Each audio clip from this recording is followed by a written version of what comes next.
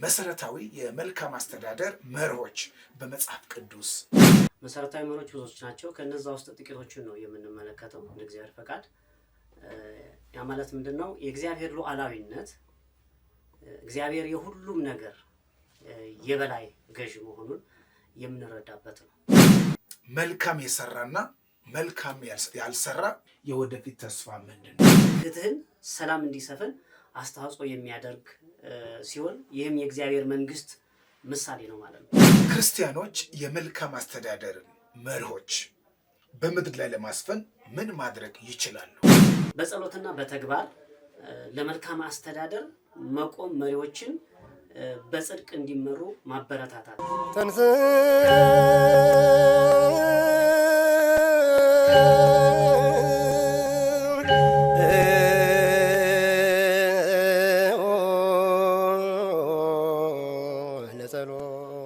እነሆ የምስራች ወንጌል ወይም የስብከተ ወንጌል አገልግሎት።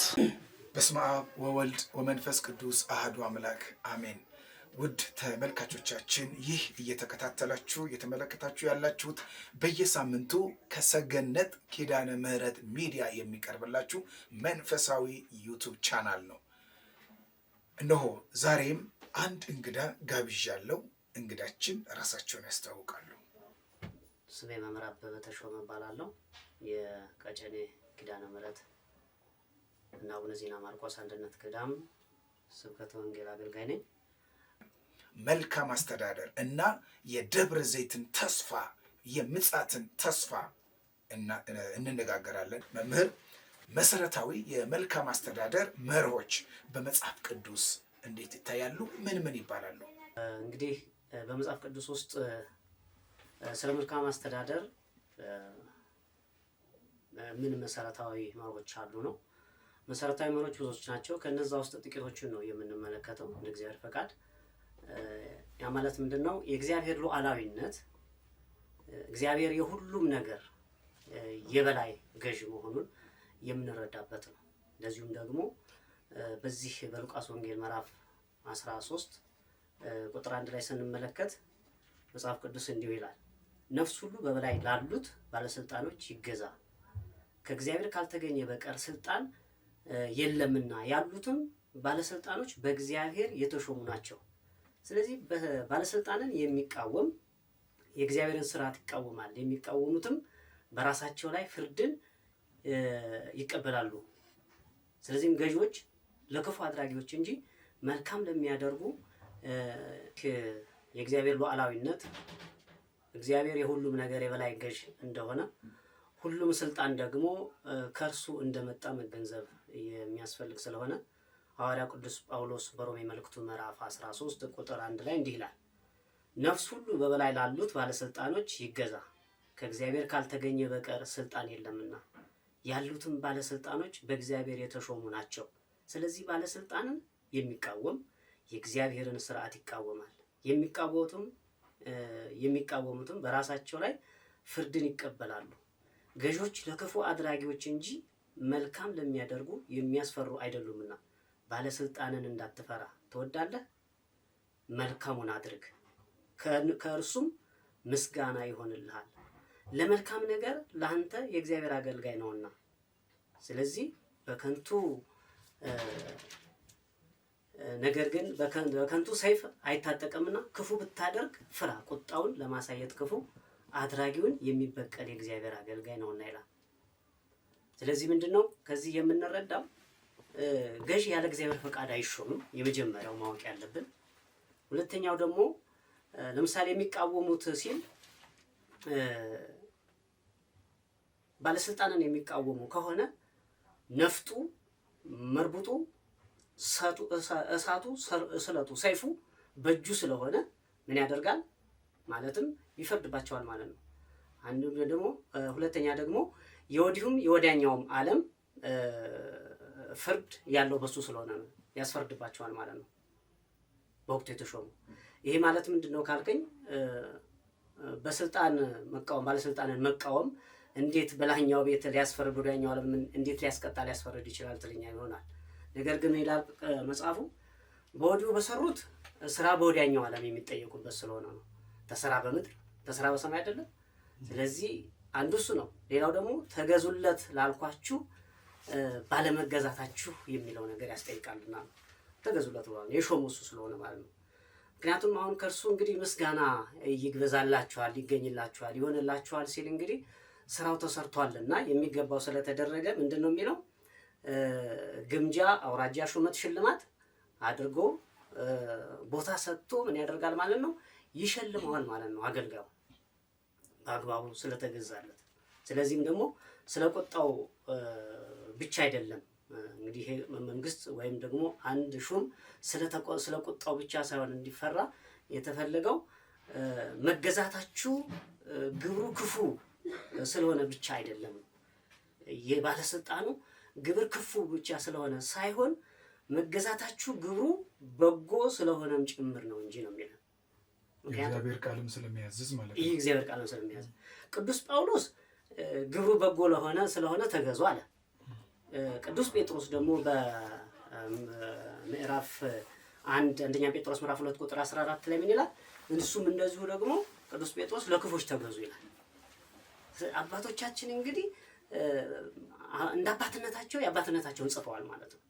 ለክፎችም ለበጎችም መገዛት አለብን።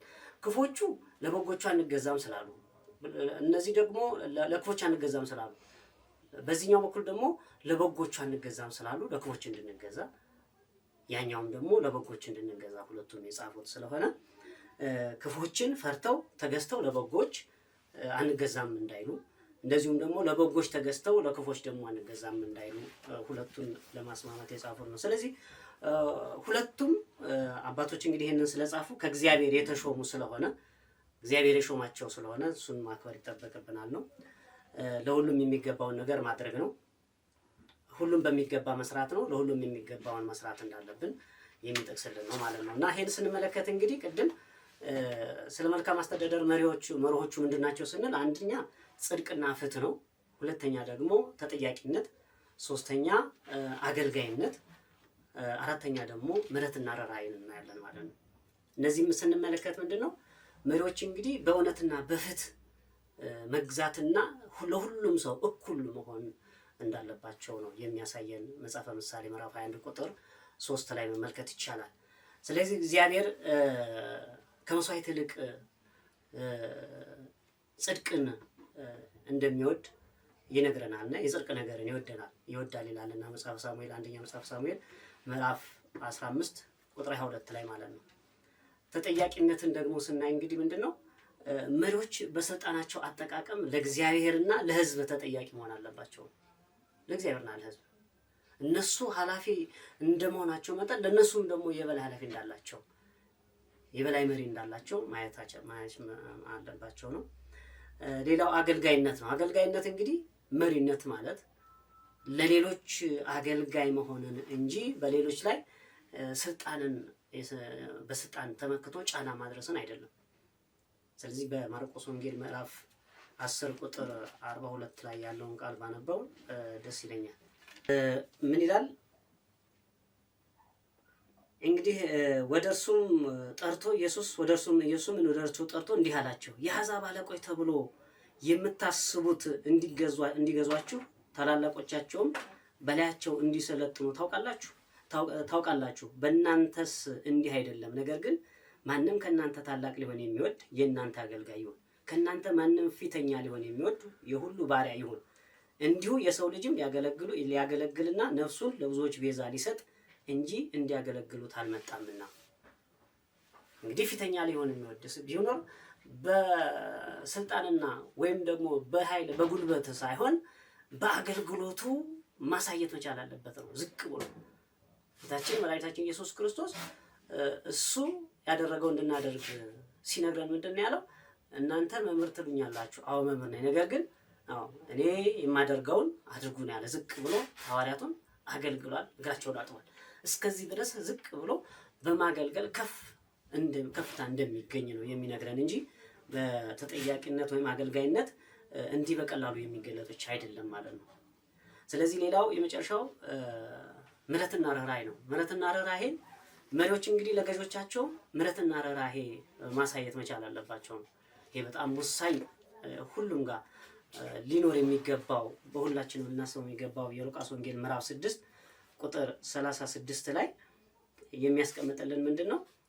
አባታችሁ ሩህሩህ እንደሆነ ሩህሩሆች ሁኑ፣ አትፍረዱ፣ አይፈረድባችሁም፣ አትኮንኑ፣ አትኮነኑ፣ ይቅር በሉ፣ ይቅርም ትባላላችሁ፣ ስጡ ይሰጣችኋል፣ በምትሰፍሩበት መስፈሪያ መልሶ ይሰፈርላችኋል። እንግዲህ ከዚህ የበለጠ ምን እናደርጋለን? ምሕረትና ቸርነትን የሚያደርጉ እንደ ወላጅ ልጆቻቸውን እንደሚያዩ አባቶች ሆነው የተሾሙ አካላት ሹመታቸውን በአግባቡ ሊጠቀሙበት ርኅራኄ ሲባል እንግዲህ መጽሐፍ ቅዱስ እንደተናገረው አስፈላጊውን ነገር በማድረግ ዛሬ አንድን ሰራተኛ ወይም አንድን አገልጋይ የበለጠ እውቀት እያገኘ የሚያድግበትን መንገድ ማመቻቸት የሚችል እንደ ልጁ ሁሉንም በኩል አይን ቅድም እንዳልነው ማድረግ የሚቻልበት ነው እና ስለ መልካም አስተዳደር መርሆች በጥቂቱ ይሄን ይመስላል። በመጽሐፍ ቅዱስ ውስጥ ስለ መልካም አስተዳደር ምን መሰረታዊ መሪዎች ይገኛሉ? ጥቂቶችን ቢያብራሩልን መምህራችን። መልካም ያ ማለት እንግዲህ አሁን ለምሳሌ ዳዊትን ብንመለከት ዳዊት እግዚአብሔርን የሚፈራ ፍትሃዊና ለሕዝቡ የሚጨነቅ መሪ እንደነበረ በመጽሐፈ ሳሙኤል ሁለተኛ መጽሐፍ ሳሙኤል ምዕራፍ 5 ቁጥር 15 ላይ ምዕራፍ 8 ቁጥር 15 ላይ ለእስራኤልን ገዛ ዘንድ ተሾመ። ስለዚህ ሕዝቡን በቅንነት በፍርድ ይመራ ነበር ነው የሚለንና ስለዚህ ከዳዊት የምንማረው እንግዲህ ለሕዝቡ የሚያስብ የሚጨነቅ መሪ መሆኑን የምናስብበት ነው። ሌላው ደግሞ ሰሎሞንን ስናይ ጥበበኛና አስተዋይ መሪ የነበረ ሲሆን ፍትህን በምድር ላይ ለማስፈን ትልቅ ጥረትን ያደረገ ሰው ነው ማለት ነው። አንደኛ መጽሐፈ ነገሥት ምዕራፍ 3 ቁጥር 9 እስከ 14 ላይ ማየት እንችላለን። ነህምያንም ስንመለከት ህዝቡን በአንድነት መርቶ ኢየሩሳሌምን ከጥፋት ያነሳ እንዲሁም ደግሞ የተበላሹትን ነገሮች በሙሉ ያደሰ ታላቅ መሪ ነበር። በአንደኛ መጽሐፍ ነህምያ ምዕራፍ 5 ቁጥር 14 እስከ 19 መመልከት እንችላለን። የመጨረሻው እንግዲህ ኢየሱስ ክርስቶስ ፍጹም የአገልጋይነት መሪነትን በምድር ላይ ያሳየበትን የምናየው በማቴዎስ ወንጌል ምዕራፍ 20 ቁጥር 28 ላይ ነው ማለት ነው። ስለዚህ ኢየሱስ ክርስቶስ በነበረበት ዘመን የነበሩ የሃይማኖት መሪዎች፣ ሮማውያን ባለስልጣናት በህዝቡ ላይ ሲያደርጉት የነበረውን ከባድ ሸክም እንዴት አድርጎ ኢየሱስ ክርስቶስን ይህን በደል በመቃወም ደግሞ ለድሆች ምን አድርጓል ማለት ነው? ለተጨነቁትና ለተገለሉ ሰዎች ፍትህን እንዲኖር አድርጓል ማለት ነው በዚች ምድር ላይ። ስለዚህ እሱን አርአያ አድርገው አባቶቻችን ይህንን የሚያፈጽሙ ደግሞ አሁን ያየናቸውና ሌሎቹም እንደ ሙሴን ብናይ በተለይ ስለ መልካም አስተዳደር ሙሴ በሚገባ መልካሙን ህይወት የሚኖርበትን መንገድ ህዝቡን እንደውም እስከ መጨረሻው ድረስ ህዝቡ እንዲድንለት ያደረገበትን መንገድ ስናይ እነሱ የማይድኑ ከሆነ እኔን ከህይወት መጽሐፍ ደምስሰኝ እስከ ማለት የደረሰበትን የቅንነቱን ለህዝቡ ያሰበበትን ታላቅ ነገር የምናይበት ነውና ይሄ በቂ ነው ብዬ አስባለሁ። መልካም። በመልካም አስተዳደር መልካም የሰራና መልካም ያልሰራ የወደፊት ተስፋ ምንድን ነው? የሰው ልጆች ማለት ነው ደብረ ዘይትና የወደፊቱ ተስፋ ምን ይመስላል? በጣም ጥሩ ጥያቄ ነው። እንግዲህ ይህንን ስንመለከት ኢየሱስ ክርስቶስ በዚህ በማቴዎስ ወንጌል ምዕራፍ 24 ላይ የምንመለከተው ማለት ነው ኢየሱስ ክርስቶስ በደብረ ዘይት ሳለ መጨረሻ ዘመንና ዳግም ምጽአቱን ነው የነገረን። ስለዚህ ይህ ትንቢት እንግዲህ እግዚአብሔር ፍጹም በሆነና ፍትህና ሰላም የሚገዛበት ዘላለማዊ መንግስት እንደሚመጣ ነው የሚያመለክተንና መልካም አስተዳደር በዚህ ምዕራፍ ላይ ፍጹም በሆነ ፍትህና ሰላም የሚገዛበት ዘላለማዊ መንግስቱን ያየንበት ነው። ስለዚህ ፍትህን፣ ሰላም እንዲሰፍን አስተዋጽኦ የሚያደርግ ሲሆን ይህም የእግዚአብሔር መንግስት ምሳሌ ነው ማለት ነው። የእግዚአብሔር መንግስት ምሳሌ ነው። ውድ ተመልካቾቻችን በያላችሁበት የእግዚአብሔር ጸጋና ሰላም ከእናንተ ጋር ይሁን። ክርስቲያኖች የመልካም አስተዳደር መርሆች በምድር ላይ ለማስፈን ምን ማድረግ ይችላሉ? በዚህ መሰረት ክርስቲያኖች እንግዲህ የመልካም አስተዳደርን መርሆች በምድር ላይ ለማስፈን ምን ማድረግ አለባቸው የሚለው በጸሎትና በተግባር ለመልካም አስተዳደር መቆም፣ መሪዎችን በጽድቅ እንዲመሩ ማበረታታት በእውነት ማለት ነው። ያለምንም መቼም ድካም ይኖራል አይኖርም አይባልም፣ ግን ያንን ድካም ትተው አንድ ታሪክ አለ። ሰዎች እርስ በርስ ተደጋግፈው ምንድነው የሚለው መጽሐፍ ቅዱስ እርስ በርሳችሁ ተጠባበቁ ነው የሚለው። ስለዚህ እርስ በርስ ተጠባብቆ ተሰናስሎ መሄድ ከተቻለ እግዚአብሔርን ማስደሰት ይቻላል ነው። ስለዚህ ዋናው ነገር መሪዎችን በእውነት እንዲመሩ የማድረግ የመደገፍ ኃላፊነቱ የህዝብኛም ኃላፊነት ነው ማለት ነው። ለነሱ ብቻ የሚጣል አይደለም። መሪዎች ተመሪዎች ሲሆኑ ነው መሪዎች የሚኖሩት። መሪም ደግሞ ከህዝብ ጋር ነው፣ ህዝቡን ከመሪው ጋር ነው የሚሆነው። ይሄ ምን የሚባል አንድ ወፍ አለ ሲመራ ሲሄድ ከፊት ያለ የሚል ፍላሻ የሚባል ወፍ ታስታውሱ ከሆነ ማለት ነው። ምንድነው የሚያደርገው?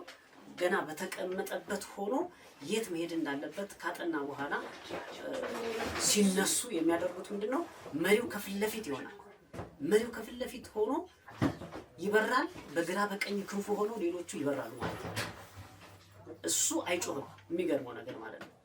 እንደው ስለ መሪነት በጣም የሚያስረዳን ነው ብዬ ስለማስበው እና ህዝቡ እሱ አፉን አይከፍትም፣ ይሄዳል። አፉን ከከፈተ ይደክማል፣ ንፋሱ ስለሚያደክመው። ሌሎቹ ግን ያግዙታል። እያሉ ሲሄዱ ምንድነው የሚረዳው ማለት ነው? እሱ ኃይልና ብርታት እጥፍ 70% ጉልበት ያገኛል፣ ወደፊት ይገሰግሳል ማለት ነው። ስለዚህ መሪን እንዲህ ሲደገፍ መሪውም ደግሞ ኃይል እያገኘ ከኋላ ያለውን የበለጠ አይደክም ማለት ነው። እነሱ በሚሰጡት ድጋፍ ማለት ነው። ከኋላቸው አንድ ቢታመም እሱን ሌሎቹ ይዘው ወደ ኋላ ይቀራሉ። እሱ እስኪድን ድረስ ለብቻው ይዞት ይጓዛሉ።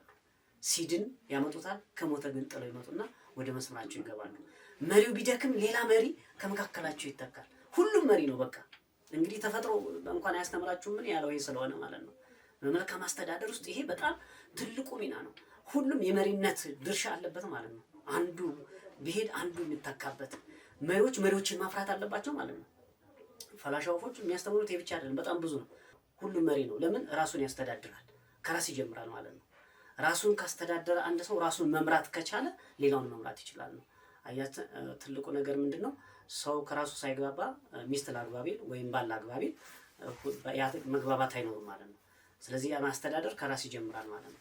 በጸሎት እንደዚሁም ደግሞ በተግባር ጸሎት ከተግባር ጋር ሲገናኝ ትልቅ ሚና ይኖረዋል እና በዚህ መሰረት መልካም አስተዳደር እንዲሰፍን ዘመቆም መቻል አለባቸው። መሪዎችን ደግሞ በእውነት እንዲበረቱ እንዲተጉ ማበረታታት መደገፍ መቻል አለባቸው። መምህራችን እጅግ አድርገን እናመሰግናለን። በመጨረሻም ያው እንግዲህ ማጠቃለያ ሀሳብ ይሰጡ። አመሰግናለሁ። እንግዲህ በዚህ በደብረ ዘይት እንግዲህ ስለ ምጽአተ ክርስቶስ የምንማርበት የኢትዮጵያ ኦርቶዶክስ ተዋሕዶ ቤተክርስቲያን በስፋት ምጽአተ ክርስቶስን አምና በየቤተክርስቲያኑ በየአጥቢያው የምታስተምርበት ለልጆቿ ለእምነት ተከታዮቹ ልጆቿ የምታስተምርበት ጊዜ ነው። በዚህ ጊዜ እንግዲህ የምጽአቱን ሁኔታ በመረዳት ራሳችንን በንስሐ ዘጋጅተን መኖር የትልቁ ድርሻችን ነው ማለት ነው። ንስሐ ባይኖር ኖሮ የሰው ልጅ በዚህ ምድር ላይ መኖር አይችልም። እውነት ለመናገር ሰው ራሱን የሚያጠፋው ከምን አንጻር ነው? ራሱን መቆጣጠር ስላልቻለ ነው። ራሳችንን መቆጣጠር የምንችለው ደግሞ ውስጣችን ያለውን ክፉ ነገር መጥፎውን ነገር ለእግዚአብሔር ማስረከብ ስንችል ነው። ትላንትና በቀራንዮ አደባባይ ላይ አበሳችንን ተሸክሞ እንደዛ ሲወድቅ ሲነሳ እንዳልነበረ ዛሬም ደከመኝ ሰለቸኝ አይልም። እናንተ ሸክም የከበዳችሁ አይደል ያለው? ኑ ወደ እኔ ያለው። በዛ መሰረት ወደሱ በመምጣት ሸክማችንን ማራገፍ የምንችልበት ብዙ መንገድ ስላለ ቀላል ነው መንገዱ። ምንም የሰራ ነው ክፉ መጥፎ ነገር ቢኖር ከእግዚአብሔር ቤት የሚያስወጣን ነገር ስለሌለ እናንተ ሸክማችሁ የከበደ ኑ ወደ እኔ ነው ያለውና ወደሱ በመምጣት ንስሐ በመግባት እለት በጫንቃችን ተሸክመ ነው የምንሄድ ሞትን ማለት ነው የምንሄድ መሆናችንን አስበን ሁልጊዜ ዛሬ እንደምንሞት እያሰብን መኖር መቻል አለብን ነው። ለተመጻተን ስናስብ ዛሬ እንደምንሞት መሆን አለብን። ያንን ካሰብን ፍቅር ነው የሚወጣው ውስጣችን። ፍቅር ካለ ሰው አይጣላም። ፍቅር ካለ መሪ ከመሪ ጋር አይጋጭም። ሰው ከሰው ጋር አይጋጭም። ወንድሙን መውደድ ነው። ዕዳ አይኖርባችሁ ሌላ የሚኖርባችሁ ዕዳ ቢኖር እርስ በርሳችሁ ተዋደዱ አይደል የሚለው ይሄ ነው ዕዳችን በቃ። ስለዚህ በዚህ በምጽአተ ክርስቶስ ጊዜ የምናስበው እርስ በርስ በመዋደድ በቃ አንዱ አንዱን ከወደደ አይሰርቀውም፣ አንዱ አንዱን ከወደደ አይቀማውም፣ አንዱ አንዱን ከወደደ አይገለውም፣ አንዱ አንዱን ከወደደ አይነቅፈውም። አሁን ሰውን መውደድ ስለጠፋ ነው። በቃ እከሌ ይወደኛል ማለት መቼም አልችልም፣ እኔ ወደዋለሁ ማለት የምችለውና ፍቅርን በማስፈን መልካም አስተዳደርን የበለጠ ጥልቅ መሰረት እንዲኖረው በማድረግ የበኩላችንን ሚና መወጣት ከቻለን ሁሉም ለእግዚአብሔር ይገዛ ነው ያለውና ስለ እግዚአብሔር ብላችሁ በሰው ሁሉ ፊት ራሳችሁን ዝቅ አድርጉ ስላለ በዚህ መሰረት መሄድ ከቻለን ምጽአተ ክርስቶስን በሚገባ ተገንዝበናል ማለት ይቻላል። በጥቂቱ አመሰግናለሁ። ውድ ተመልካቾቻችን እስከ አሁኗ ሰዓት ድረስ ከኛ ጋር ስለነበራችሁ እጅግ አድርገን እያመሰገን ይህንን ቻናል ላይክ በማድረግ ሰብስክራይብ በማድረግ ሀሳባችሁን በኮሜንት ላይ በማድረግ ሰገነት ኪዳነ ምሕረት ሚዲያ ቤተሰብ እንድትሆኑ በእግዚአብሔር ፍጹም ፍቅር እንጠይቃችኋለን። ለነበረን ጊዜ ስለተከታተላችሁ እጅግ አድርገን እናመሰግናለን። ቀጣይ ሳምንት እስከምንገናኝ ድረስ መልካም ቆይታ።